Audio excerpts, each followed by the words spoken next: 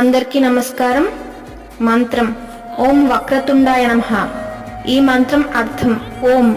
ఇది సర్వశక్తిమంతుడైన పరబ్రహ్మ యొక్క మూలధ్వని. అన్ని మంత్రాలకు మూలమైనది. వక్రతుండాయ, వక్ర అంటే వంకర, తుండ అంటే త్రంకము, అంటే సుందం, తొండం అంటే వంకర తొండం కలిగిన వాడు. ఇది గణపతికి ఒక పేరు.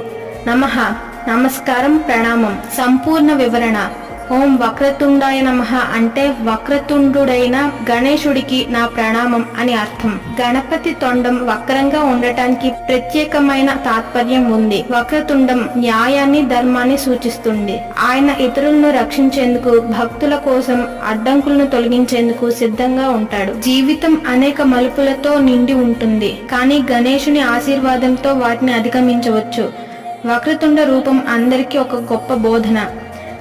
ధన్యవాదాలు.